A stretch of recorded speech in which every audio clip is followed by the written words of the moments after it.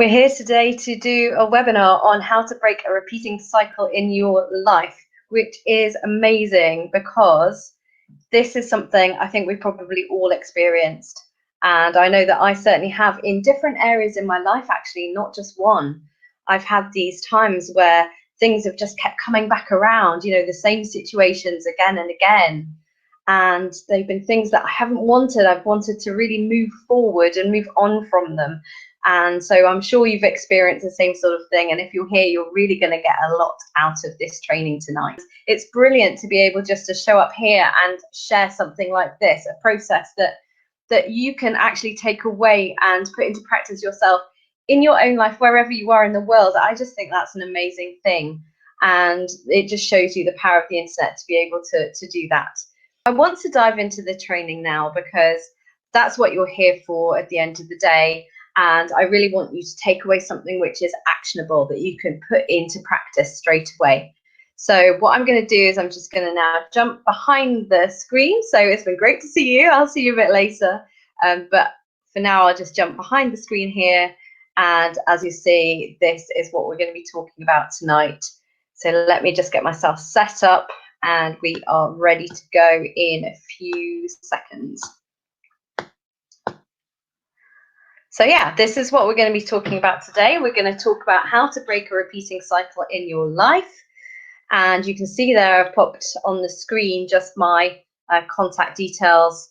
FionaLynn.co.uk is my website where you can go to find out a bit more about me.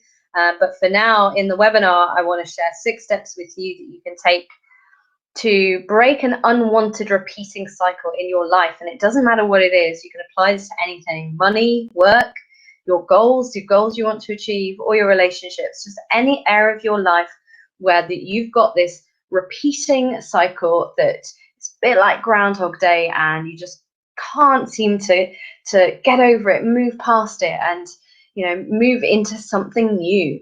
And so that's what we're going to be covering today. So what I wanted to do first was just to run through a bit of background, my story, who I am, what I do, who I work with.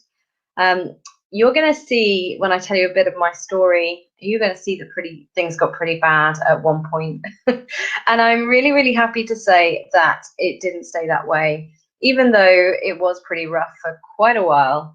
And I want to share with you what my light bulb moment was, because perhaps you've had a light bulb moment.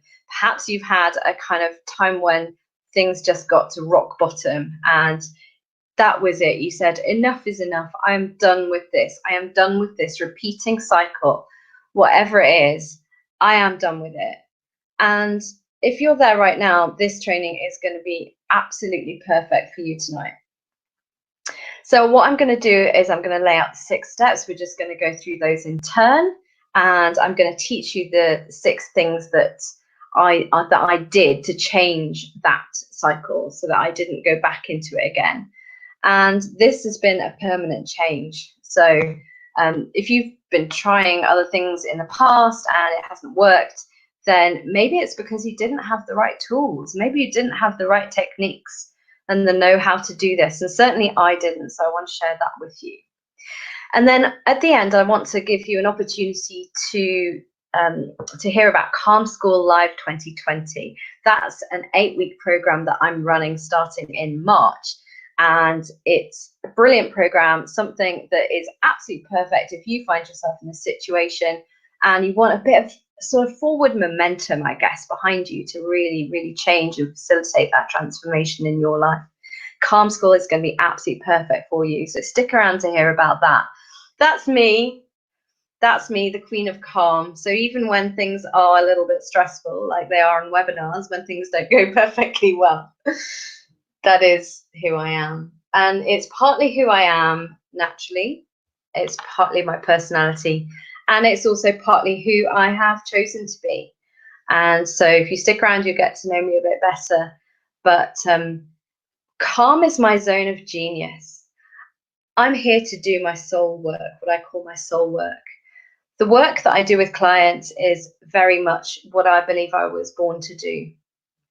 And I really believe in taking inspired action. I don't know about you, but I hate doing things I don't want. I've always been the same, and maybe that's you as well. For me, I like taking action in my life and in my business that is inspired, that feels really good to me, and which aligns with who I am and what I'm here to do in the world. And what I'm here to do in the world is to share and motivate and teach. And I do that through online courses, through group coaching programs, and through one-to-one mentorship. And I do a lot of free trainings, obviously, and that's on my Facebook business page and here on YouTube. And also I do a lot via my website through the various paid offers that I have that you can sign up for. And I work with women with a growth mindset. I think that's really, really important, because I think when we commit to doing something big in the world, which comes from our hearts, which maybe we want to impact a lot of people or facilitate some great change in the world, I think it's really important that we do so being kind to ourselves and with the mindset that we are here to learn and here to grow and here to expand, and we don't criticize ourselves overly for the mistakes that we make. We see them part of the learning process, and just, you know, an inevitable consequence of people who are stretching their limits and stretching their self-imposed boundaries, I like to say. So what I do is I help people move forward. That's why we're here today, to learn how to break the cycles that hold us back. And just to share with you some of the cycles that have repeated in my life in the past that I have actually managed to break have been things like I had a repeating cycle of doing work that my heart wasn't in. And that's something that I just felt I had no choice, that I was kind of trapped in it. Trapped in that cycle. Is that something that you relate to, that you know, it feels like sometimes you're trapped and there's no way out? Also with procrastination, I definitely, when it came to doing my soul work, and I find this a lot actually with people, is that when you finally sit down to do the work that you were born to do, funny enough, procrastination can come up. And this is something that I went round and round and round in circles with: procrastination, putting things off, perpetually learning and not putting things into practice. And yeah, that was a cycle that I learned to break. And I don't suffer from that now that I'm actually doing my soul work. And that is not something I suffer from. Maybe from time to time, but I do have the tools to nip it in the bud and move on from it quickly. And I think that's the key. It's not to say that you know, I've got this down to a fine art. You know, I'm learning too. But what I do have is the wherewithal and the awareness and the tools to actually fix it. And that's also what I'm going to share with you tonight. And the third thing that I've really kind of had that struggle cycle with has been my money. And I've had to do a lot of work around my money mindset. And we'll come on to a little bit more to explain kind of like why that was the case and where it developed from. And yeah, so I'll share you a bit about my story, and you will see why I came to have such a struggle with money. And if that's something which is resonating with you, then believe you me, I know how difficult that is, and I can help you shift it. So let's move on. This, I absolutely love this slide. This was what my life was like in 2010, and believe you me, it was absolute turmoil. Let me tell you a bit about what led up to this situation, where I was living in a basement, broke, exhausted, dependent on people for money, for help, and just feeling absolutely defeated and like, you know, just feeling guilty, really, feeling guilty that I'd let myself get into this situation. So what led up to that was, I suppose, several years of, you know, I was running a business as a family business that went through, I don't know if you remember, we had a bit of a major global recession in 2008, and my company fell foul of that, really. A project that we were working on, we were committed and money was committed, and the project couldn't go ahead. The bank basically pulled out pretty much the week before we were about to start this building project. And it was as a result of the downfall of Northern Rock, which was a bank in the UK, which sort of was the starting point, I think, really, of the UK's recession in 2008. And so we were kind of like right at the forefront of that. And the fallout from that was phenomenal. And it took a huge emotional toll on me to go through that. And particularly, it was very personal because it was a family company. So needless to say, I learned a lot through that process, but actually I also picked up a lot of crap, basically. I picked up a lot of fears from feeling out of my depth and not really having the right support in place, and not feeling that I had, and actually, in fact, not having the knowledge that I needed to navigate that successfully. And instead, I came out of it having failed. The company went under, and I had to pick myself up from that. Also, at the same time, I was working full time, and I'd also, at that point, I'd left to set up my own third company, and it just there was too much going on, and I was just in a really bad place. So, not to dwell on that, but thankfully things didn't stay that way. But I can say that at that point, things were pretty much rock bottom. I was exhausted. I was done. I was fed up of struggling. I'd struggled for years to navigate my way through this situation, and I was just ready for life to be easy. And I couldn't remember when life was easy. I really couldn't. And it's not, I suppose you can look at it and say, oh, well, it's only a couple of years, but actually it wasn't. There were several things before that. And this was a repeating cycle for me. It was a particularly bad struggle, this particular one, but this was just another situation in a cycle. But thankfully that didn't stop there. So let's move on and let's look at 2020 and bringing things right up to date. I'm sure you can probably tell from my voice even that actually life is now relatively calm. And honestly, back then, I could never have imagined it being as good as it is now. But, everything is so much calmer. And, doing this, preparing for the webinar, it was really interesting because I really had to sit down and think about, well, why is that the case? And I've been able to pull out a few key things that I did between 2010 and 2020. It's a long period of time, but throughout that time, I have learned certain techniques and tools, and there have been certain things that I did that really did help to change my life, this chaos, to really address that and bring it into a situation that was much calmer. So today I'm living not in that basement anymore. I'm living in a really nice space, which is clean and airy and calm. And whenever anybody walks in, they say that the energy is just lovely and peaceful and calm, and it's quiet, and it's everything that I wanted back then, but didn't have in that dingy basement, where in a way I was kind of hiding, and I suppose it served its purpose in that sense. But it's lovely to actually not be living that way anymore. I'm financially stable. I did actually get my finances on track, and we'll come on to talk a bit more about that in due course.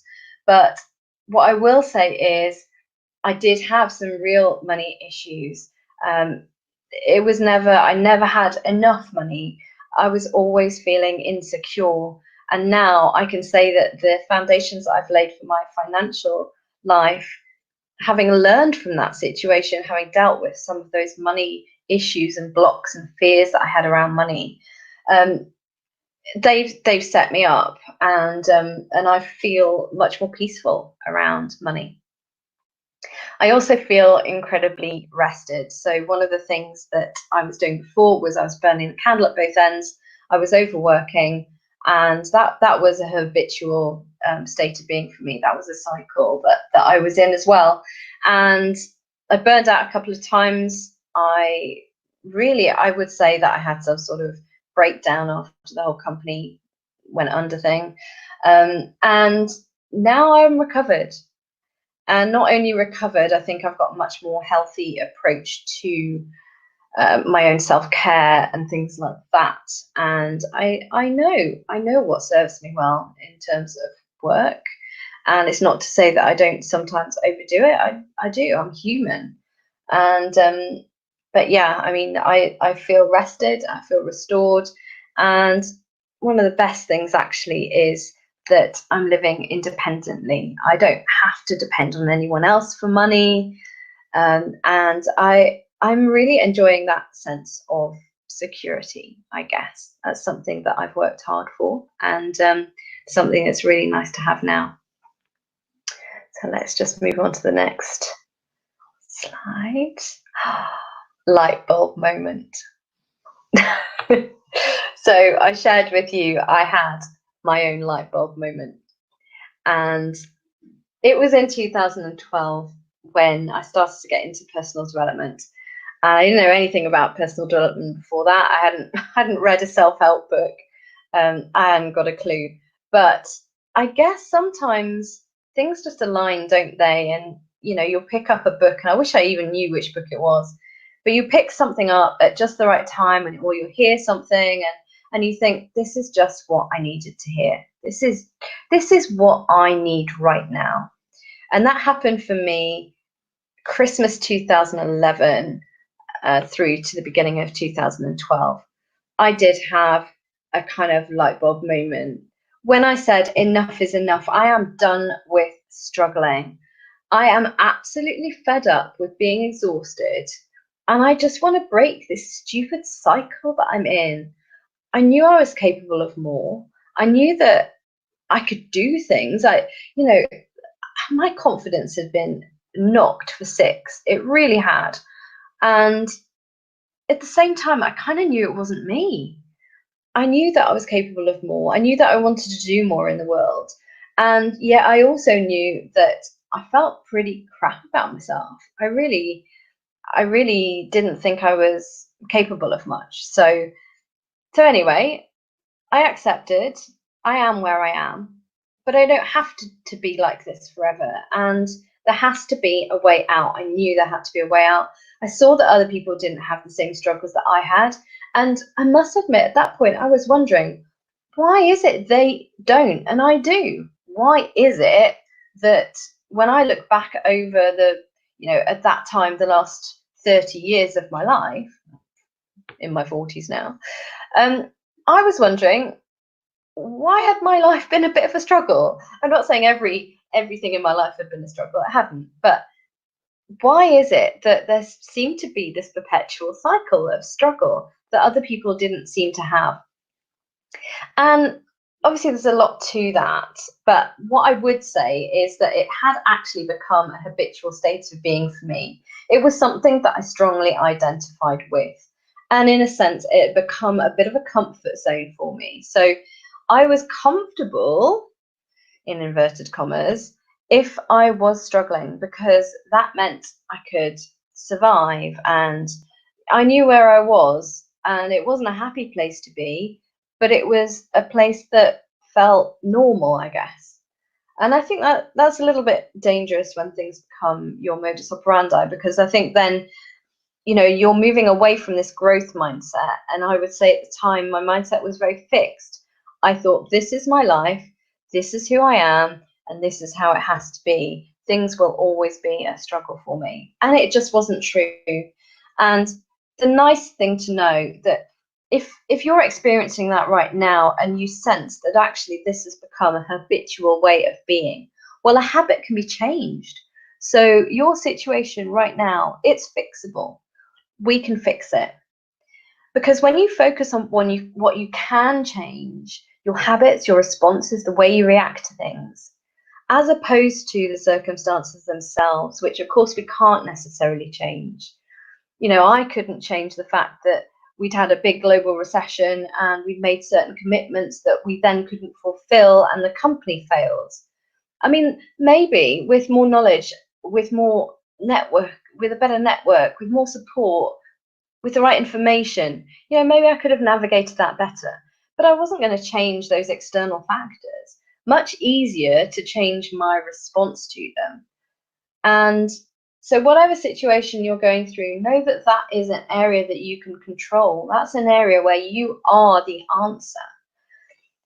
And you're the answer because ultimately you're in charge of your identity. You are in charge when it comes to who you are in the world, the beliefs that you hold and the habits you have and the actions that you take on a daily basis.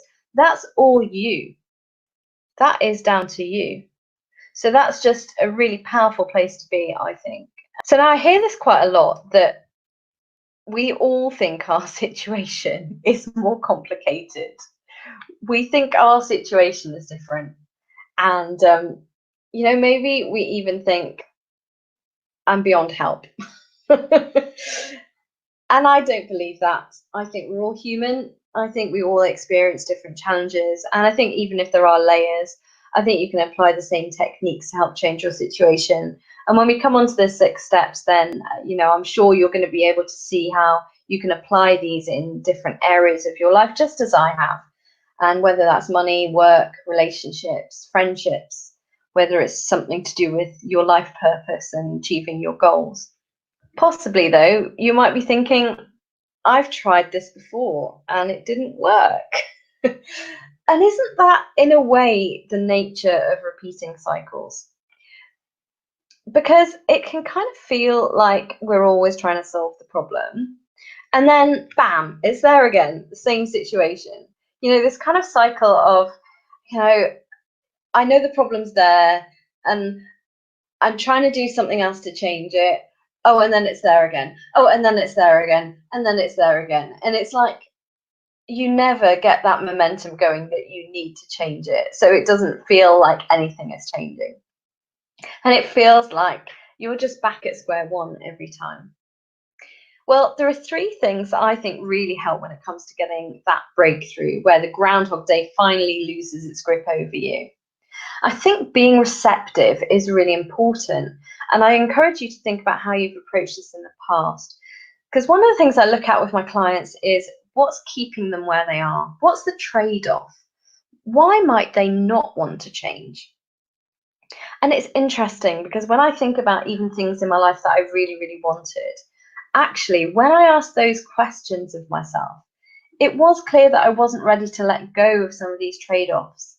And we're going to come on to look at that in more detail later. Secondly, I think your reason why this time is different has to be strong.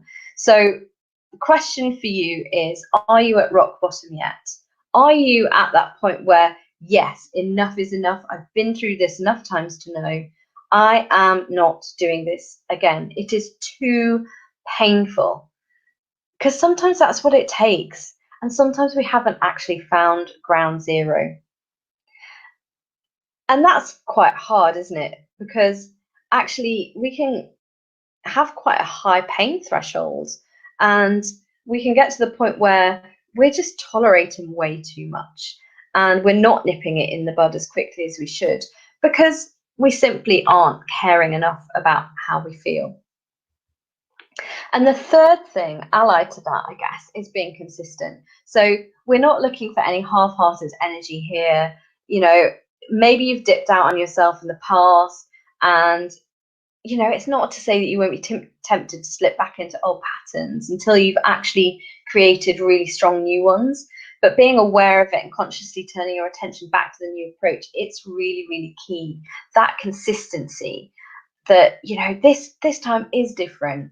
And I am going to commit to changing it. The final objection that I hear a lot, 10 years? I haven't got 10 years. For goodness sake, Fiona, I need to turn things around now. And yeah, quite honestly, I wish I'd known back then what I know now. But the truth is, I DIY'd this for a very long time. Remember, I was totally new to personal development. I didn't know what I was doing, and quite honestly, I didn't have that consistency. I was pretty patchy in how I applied the knowledge that I gained. I spent a lot of time jumping from one thing to another, trying this or that technique, then just declaring it not for me. And I had a load of issues left over from this business failure stuff I went through. Never mind that other stuff that's, stuff that gets planted in childhood that you have to kind of work through. And yeah, 10 years. But with hindsight, I should have hired a coach a lot quicker. And, particularly if it had been someone who'd been where I was and turned things around, then they could have helped me see where I was at and guided me a little bit through what I was going through. And remember, I also had issues around spending money. I didn't really trust myself enough to invest in myself. Whereas with hindsight, if I had, I would probably have saved myself a lot of time and a lot of repetitive struggle. But on the other hand, it's a good job I did spend the 10 years because I was able to identify a number of things that did work. And because I'm sharing those with you today, you won't have to go through the same trial and error method that I did.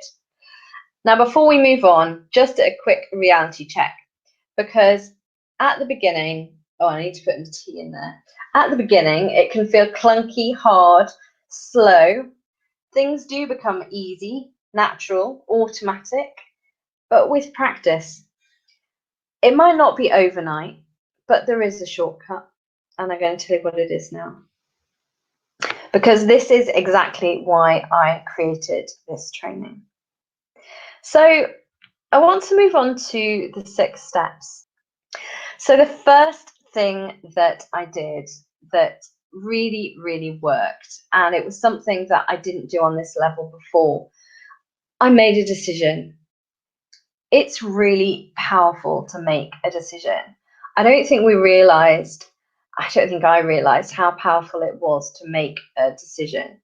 And I didn't necessarily share it with anybody else, but at that moment in time, at my rock bottom moment, I decided enough is enough. And I committed to making a change.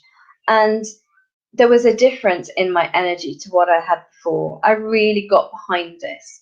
And bear in mind that I was at rock bottom, so I didn't feel like I had a lot of energy at the time.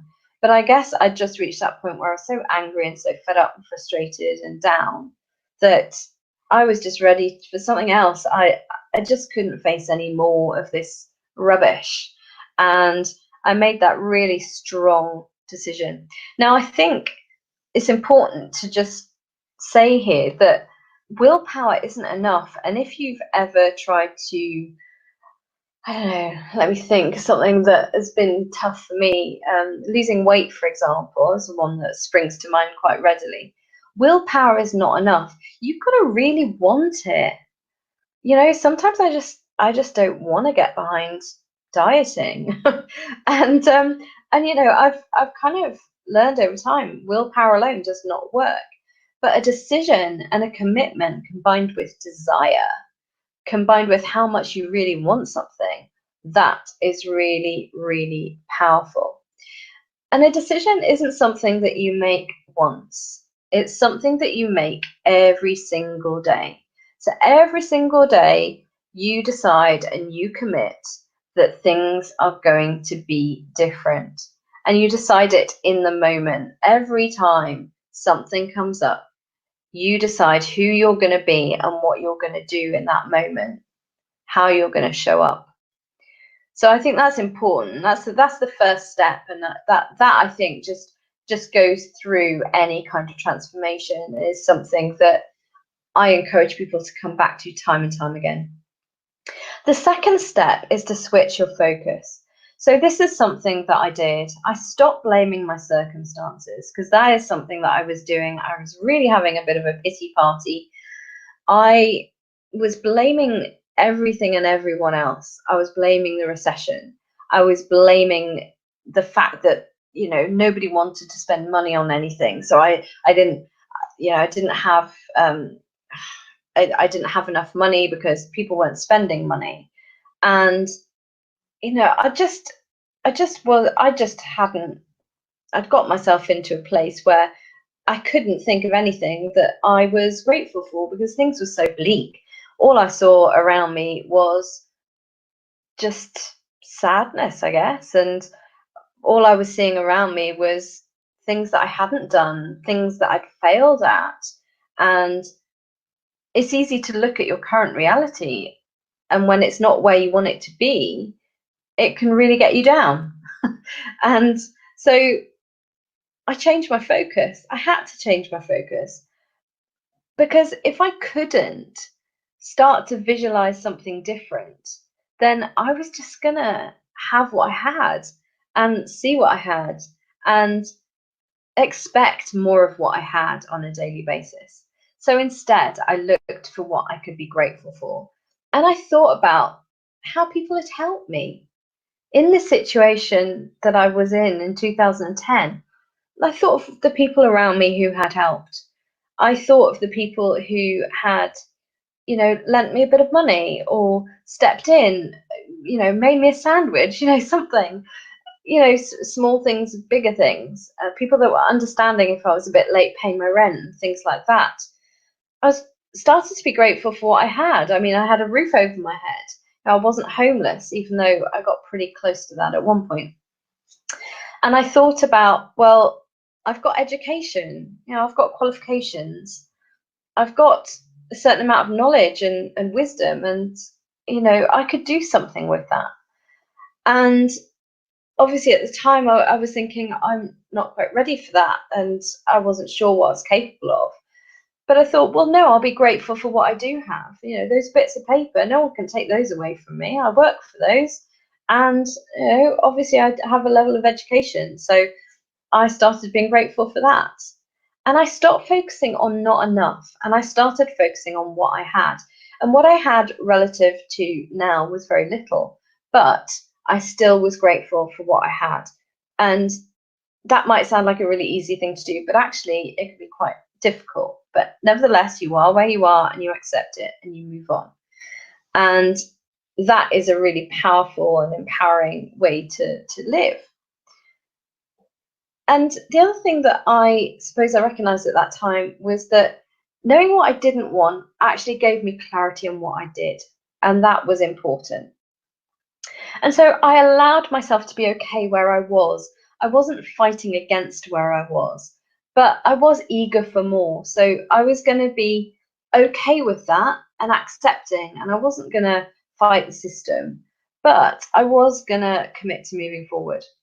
And I refuse to blame myself. And this is a really important thing. If you're in this headspace right now and you're blaming yourself because of guilt around what you could have done better or differently, and I realized that that only kept me stuck and it didn't change anything anyway.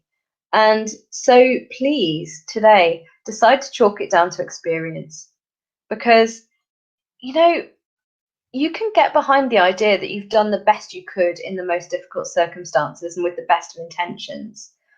And, you know, I did do that because I realized that actually I did have the best of intentions. I might not have had the best approach to something, I might have made mistakes, but I didn't do them with ill intent. I did them with the best of intentions, even when some of those things were misplaced. So I wanted to share with you that one of the things I did was I kept things back from my family. And it was all about trying to protect them from the stress of what was going on. And on reflection, that was a completely understandable thing to do, isn't it? You want to protect your loved ones from being stressed out on your behalf. But actually, also on reflection, I could have shared the burden I was carrying, and also potentially opened up more avenues of support or even solutions. So by not making them aware of what was going on in any way, I was kind of closing off those opportunities. And so stop blaming circumstances, find things to be grateful for, and recognize that that wisdom that you have developed, and you have developed some wisdom, some knowledge, it brings clarity when you know what you don't want, you know what you do want. So use that to propel you forward, and just give yourself some grace around the decisions that you take when you're under an immense amount of stress, because it's not easy. And the third step I want to come on to is, I suppose it's allied to that, really, that clarity. because I think it's really good to know what you want. And this is something that I keep coming back to in coaching. And I'm regularly writing out what my desires are and what I want my next sort of steps to look like. And it's not to say that everything's kind of laid out and they're my goals and I'm going after them, and I'm doing it in that very sort of, you know, systematic way. I'm much more, as I said, kind of take inspired action. So it's very much inspiration first. But I think the first step in that is knowing what you want. And you know, living in a cramped and damp space was great compared to being homeless. But if I was honest, looking back to 2011, I was really craving space and also a healthy environment to live in. And I went to spend Christmas with family, and I was being hosted by my sister-in-law's parents, who were working in a church at the time, and this church was absolutely massive, and it used to be a school as well. So, and they'd converted some of the schoolrooms into bedrooms just for Christmas. So imagine me going from my little basement, which was tiny and damp and not very nice, a bit dingy. And I went to stay in this kind of like an attic room, which was as big as a school classroom, you know, maybe for 30 children or something. And it was so spacious, you know, it was just me and a single bed and this massive classroom, just, yeah, pretty much empty apart from a few boxes being stored. And you know, the funny thing was, because I was, you know, reading this book at the time, and I was just getting started on this sort of personal development, you know, self-help journey of mine. And I was in that space and I suddenly realized this is what I want. I want space. And it was just fascinating, because if I hadn't come out of that basement and been in a place where things felt spacious and freeing, and yeah, just that I had enough room to move or enough room to breathe, I wouldn't have known that. And so I think sometimes your environment can be a signal that you're opening up to more. And I think that is something that I really needed to know. And I think just noticing what makes you feel good is generally a good thing. So I do remember when I was in the pit, as it were, I didn't know what I wanted, and I didn't think I could actually want something good. I'd got so accustomed to not, just not expecting very much. And yeah, if somebody had said to me at that time, just notice what makes you feel good, I would have said, well, nothing makes me feel good because life's rubbish at the moment. But actually, you know, when I was open to starting to look for those things, I found them. So I think the first step is to be open and to actually look, be open to noticing the things during the day that make you feel good, whether it's, you know, smiling to somebody on the street, or speaking to a certain person, or you know, doing a certain part of your work, or you know, something like that. Whatever it is, just notice what it is that makes you feel good. And I think the other thing that's really good to do is, and I really encourage you to do this, write what I call a 180 list. So, you know, I was saying to you, when you know what you don't want, you know what you do want. Well, I had an interview for a job once, and I thought I really wanted it, but at the same time, I suppose 50% of me knew that it wasn't really a long-term decision. It would have been a nice to have at the time, but wasn't really you know, wasn't going to be long-term. Because I had a real overarching desire to be self-employed. So going for a job interview wasn't probably the best move. But at the same time, at the time, I would have been, it would have been an obvious promotion for me, and I would have really, really liked it. And I didn't get the job. I wasn't even shortlisted for the job. And I went in to my boss at the time, and I obviously went to get feedback. And I went in a quite sort of meek sort of way. Certainly not feeling very confident, just asking for feedback. And I came out of the room thinking this job was never a fit for me. And it was really interesting because it felt like a weight had been dropped off my shoulders, because I realized this isn't me. And at that point, I knew exactly what was me. So I started listing out the things that I didn't want. So I didn't want to be disrespected.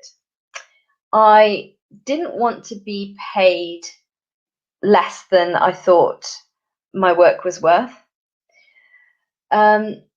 I didn't want to be beholden to people. I didn't want people looking over my shoulder, criticizing little things, or I didn't want people taking the credit for my work. That was really important.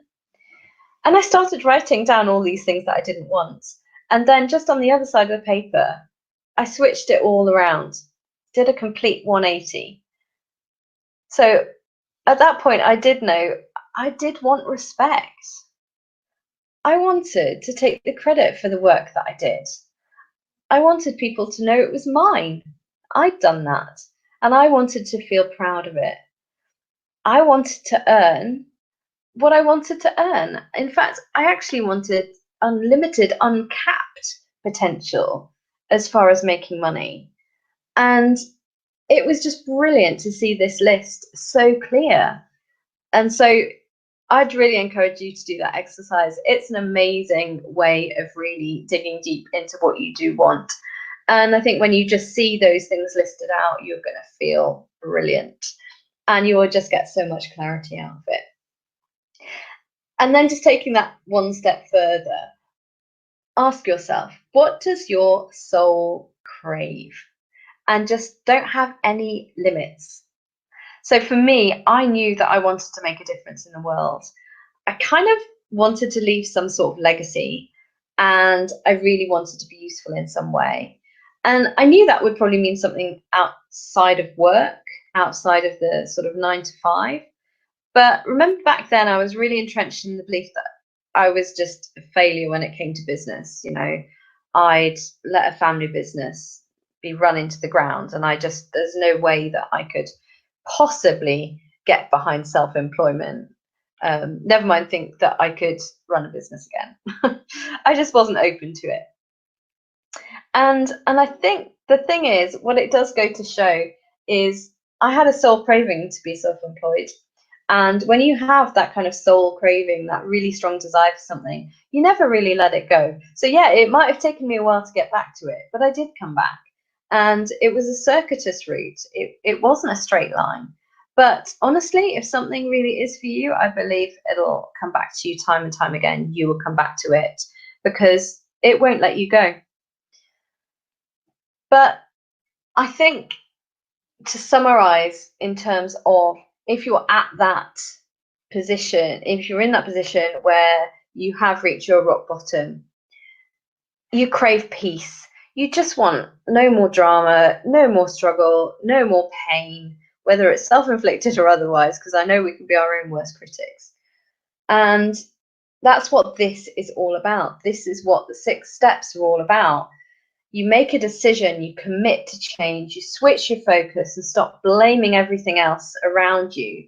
Stop blaming your circumstances. You use that wisdom that you've developed to move forward, and you get really, really clear on what it is you want. And they are the first 3 steps, and they are really, really important steps as well. And when you've done all that groundwork, you change what you can. And so I just want to sort of run through these different things, because there is so much you can change. There's so much that you're in control of.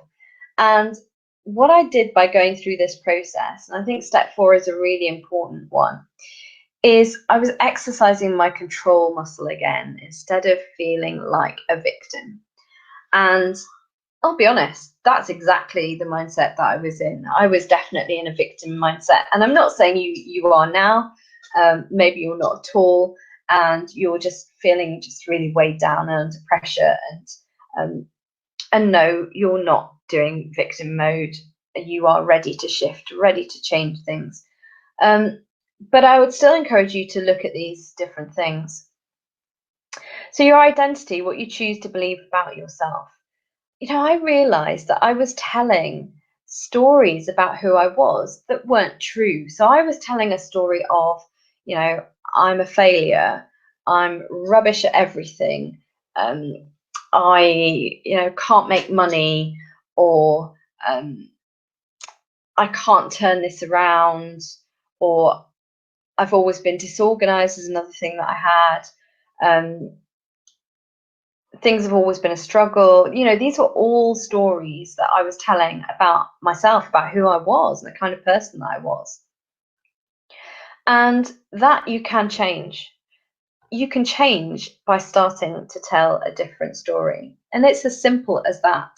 So I started thinking about the stories that were true, actually, but didn't necessarily feel true at the time, but that I could get behind, that I could make true. And that was something that was a really, really important part of that transformation. I think equally, I realized that my standards had not been incredibly high. And if I looked around my basement flats, then I would see that I wasn't taking care of things. I was not keeping things clean or tidy. I was not organized. My paperwork was a mess. And I was a mess, quite frankly. I wasn't trying.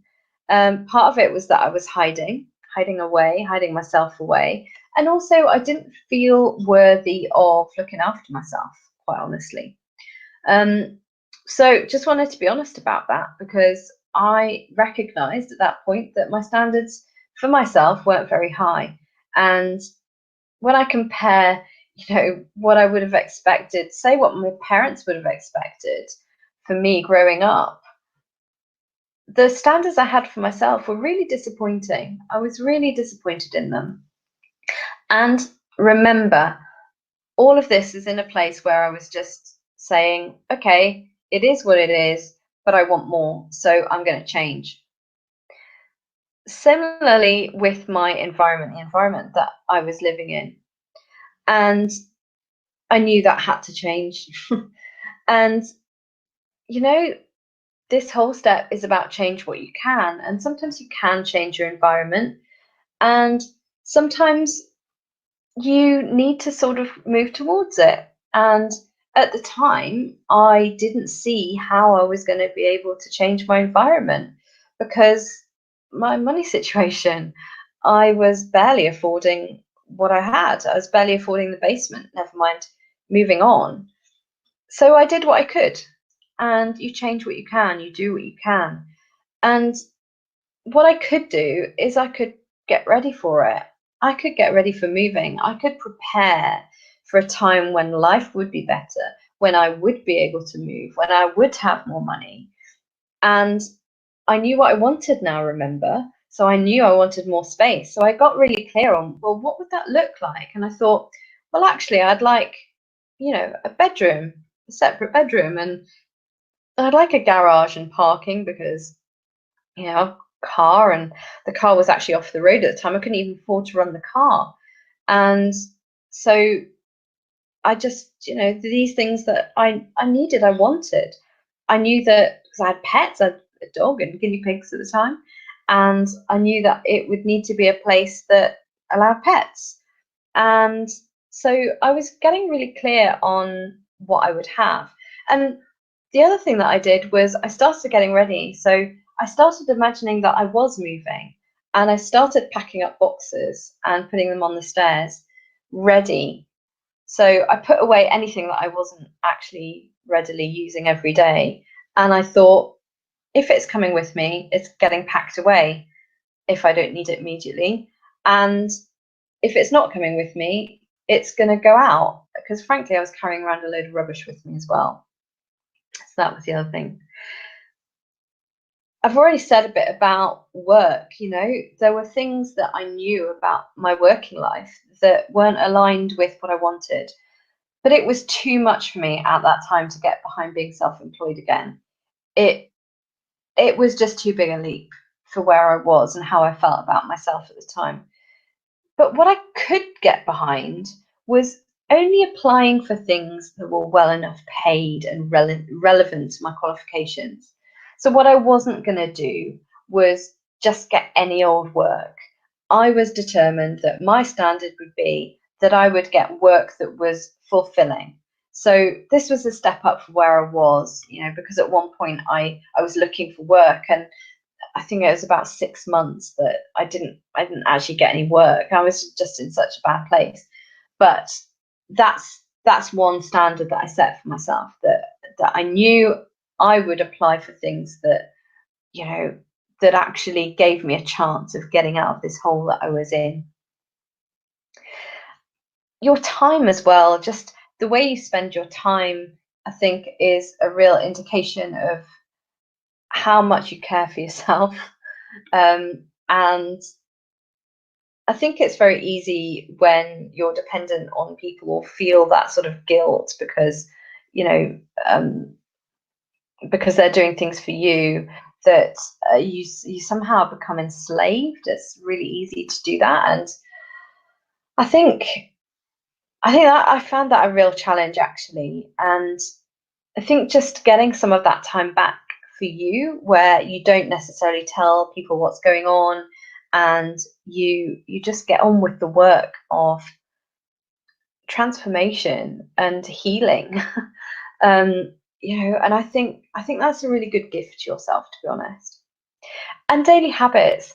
I mean, it's so interesting. There were small tweaks that I made when I look back that just signaled that I valued myself and I expected the best. And that was a choice. So I started doing little things like, for example, I'd buy a nicer hand wash, even though I had like £5 a week or something to live on at one point. That was my spending money, believe it or not, after my bills were paid. And I was barely paying my bills at that time. I can't even conceive of it now, but that's where I was. And yet I started thinking, right, well, I'm going to really treat myself so that, and hand wash was actually a brilliant thing to do. I didn't realize this at the time, but it was really smart, because I used it all the time. So every time I pressed that pump on the hand wash, it felt good and it felt like I was valuing myself. So remember, I was undervaluing myself all over the place at this point. But the great thing was every time I pressed the pump on the hand wash, I felt good. I valued myself. I remembered, yes, I bought the best hand wash. And so these things might sound mad, but I'm sharing with you what I actually did that worked. And you probably won't find that in any other coaching program or education. But oh, we've gone on too far. Let's go back. So yeah, daily habits, really, really important. And there's just a little tip for you that you might not have heard of before. Step 5. This is so ridiculously important. Go easy on yourself. Because I bet you're your own worst critic, and I bet you've been through a lot, like I did. Partly the actual business failure and fallout from that, but also a load of self-inflicted criticism, which is crazy. I should have been giving myself credit for surviving it. And honestly, there were lots of things that were a real mess behind the scenes in my life, and behind that kind of veil that never gets seen by anyone else. I'd even developed a fear of the telephone because I was afraid to hear any more bad news, and also because I couldn't pay some of my bills. And related to that, I became afraid of opening letters or looking at my bank account because I incurred a lot of unnecessary charges. There was escalating interest, and I just couldn't face dealing with it. And I just buried my head in the sand. And you know what? Back in 2012, I didn't deal with it. I did everything I could to turn my attention from it instead, even if that meant being in hiding. And the thing is, what I wanted to say to you in step 5 is feel free to park some things until you feel stable again. Because that's what I did. I did whatever it took to make me feel stable again. And if that meant that I didn't talk to anyone or I distracted myself from a difficult situation. Now, most people would say, of course, you've got to confront your fears, you've got to face things head on. Do you know what? I couldn't. It would have meant somebody else frog marching me in to someone to deal with it. I was so afraid of the phone. Yeah, I couldn't get behind that at the time. What I could get behind was those little things that made me feel stable again. And sometimes you just get to that point where you just can't take normal ways of doing things. And what I want to say to you is it's okay to do things that don't look normal to other people. You know, I know what it feels like to be completely out of control under the surface and to be keeping up appearances publicly. I know how much effort it takes. I know how exhausting it is just to keep fearing what might be around the corner, and I know how it feels to think that things are never going to get better. I don't judge you if doing what it takes to recover looks absolutely crazy to everyone else around you, even to yourself. But the bottom line is, you can't solve any of these problems and you can't help anybody else unless you first help yourself. And that finally is what I did. I put all of the little remaining energy that I had into that, and for as long as it took. And yeah, I felt like it was selfish. I felt like I didn't have the time to do that, or the luxury of the time to do that, or the luxury of the money to do that. But I did it anyway, as long as it took. And I accepted that I was a work in progress. And I accepted also that it was likely to take a bit of time. But you know what? It helped, and I opened myself up to new opportunities because I started saying, what if I could do this? How would I do it? And what I came round to is there's always a way that you can get behind something. There's always steps you can take. There's always a way to make it your own. But I think you never get to that point where you do make it your own unless you completely step back, unless you actually stop doing what everyone else is doing. So, yeah, it's okay if you can't do what other people bring themselves to do on a daily basis, and what people who are healthy and healed and haven't been through what you've been through. Isn't it mad to think that you should, with the baggage that you're carrying, be able to do the same thing? Should you be able to run a marathon if you're carrying, 10 tons on your back? It's crazy that we even consider it, but that's effectively the standard that we're holding ourselves to. So I just really encourage you, be easy on yourself. And finally, number 6, this is a really, really important thing. I've told you that I DIY'd a lot of this, and I did actually bring myself a long way in my recovery using books, listening to podcasts, watching YouTube videos, and doing a huge amount of self-help and just learning loads on my own. And I did that for a few years because it was only really in 2015 when I felt really ready to start looking at the possibility of becoming self-employed again. And it was at that point I realized I was ready for some professional support because, partly I wanted to learn about online business. So that was kind of like the excuse that I used. But partly it was also because I knew that I'd gone so far and I'd, picked myself up a bit, but really my self-confidence, my self-esteem, it was only partially recovered. And if I'm really honest, it wasn't where it needed to be for the things I wanted to do. Leading a business again, still kind of a vulnerable place for me. It meant coming out of the shadows. It meant proving that I'd overcome these past demons. And also it sort of potentially meant opening myself up again to something risky when I'd done so much work to regain my stability. And at the same time, it had taken years to recover even to that point. But I have to be honest, I didn't really have any urgency or even certainly any consistency with that self-help. I was still really allowing circumstances to dictate my life to a degree. And I'd realized for at least the second time that being in a structured 9 to 5 job wasn't for me. So I was sort of ready to be done with that. And I was looking for a solution that would get me there quicker back to self-employment. And also the other wonderful thing was because I'd spent some time getting things back on track, getting to a point that was stable, but I could still enjoy a level of self-respect and a level of financial stability, I was actually now able to invest in getting some support. So I sort of naturally started looking for new role models, people that I thought, I could do that. I could, that could be my next step. That's, or I would just notice traits in people that I thought, I aspire to have that again, or I aspire to have a better level of that, whether it was productivity or how I manage my time, or a level of composure or leadership. There were things that I was looking for in other people that I was thinking, yeah, I'm not there. I realized I wasn't there because of what I'd been through.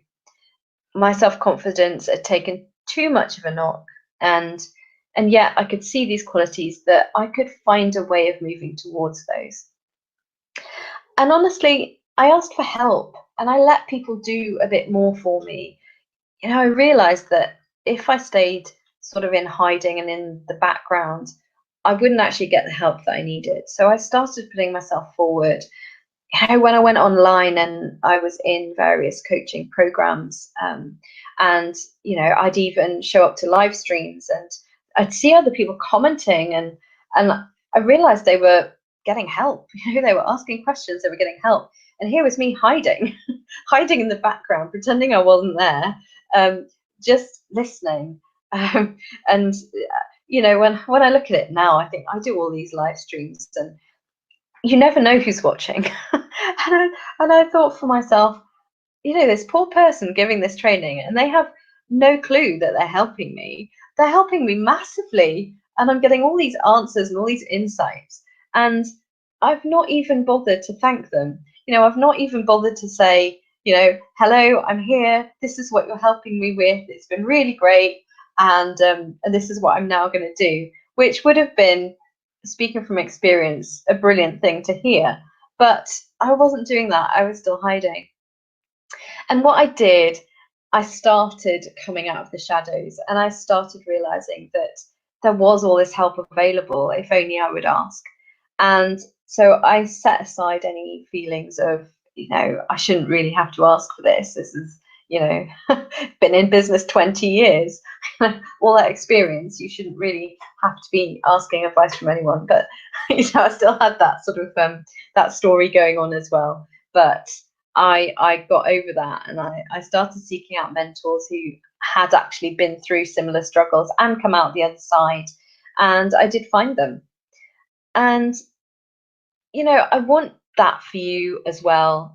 I really want you to have the support around you that you need, because these 6 steps are how to really break a cycle for good. And if you follow them and you practice them until you're telling new stories and you're leaning in every day to these new beliefs about who you are and what you're there to achieve in the world, and the standards that you expect from yourself, and all of that, it will become so well established that it feels easy and natural and automatic. Like, of course, you always thought that way. And sometimes it'll feel like nothing's happening at all. And then all of a sudden you'll realize, oh my goodness, I do actually think that way. So it might feel really unnatural at first. You might, like for me, I remember saying to myself, I am an organized person. And I immediately, I'd get this voice in my head. No, you're not. Look, see all the mess around you. You're definitely not an organized person. And there was all this evidence that I wasn't. So I couldn't get behind that. And then one day I came across something, and it said to change the affirmation. So it was a really small tweak, and it was, instead of saying I am an organized person, say I'm the kind of person who, and then puts things away, or after she's used them, or I'm the kind of person who always has a home for everything. And the weird thing is, when you switch it to I'm the kind of person who, it's almost like giving you a little bit of distance, giving you a little bit of space to move into that, to grow into it. I'm the kind of person who, and it's something that I've used time and time again to help really embed those beliefs, those new beliefs in place. And so that's the 6 steps. But let me just cover this last point on this getting support. DIY is great, and having a process like these 6 steps is really, really helpful. And as I say, I've got a checklist that I can give to you as well at the end of the training. That is great, and having a process really does help. And progress isn't always a straight line. There are things that can take you off track. Life happens, external factors can stop you or slow you down. And the other thing is, you know what it's like with these layers, when you are breaking down these different layers that are involved in breaking a cycle, you can peel away one, and then there's another one to deal with, and another one, and another one. It can get a little bit overwhelming. When you've actually got a coach working with you, that's something that they hold space for you for.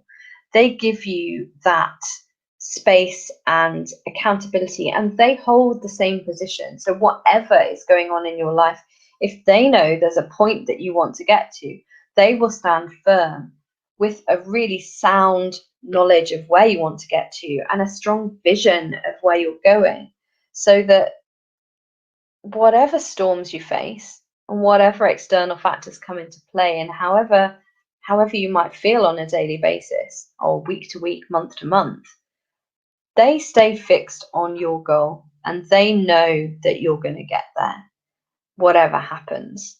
And having that backing and that deep level of composure in your life is just really important.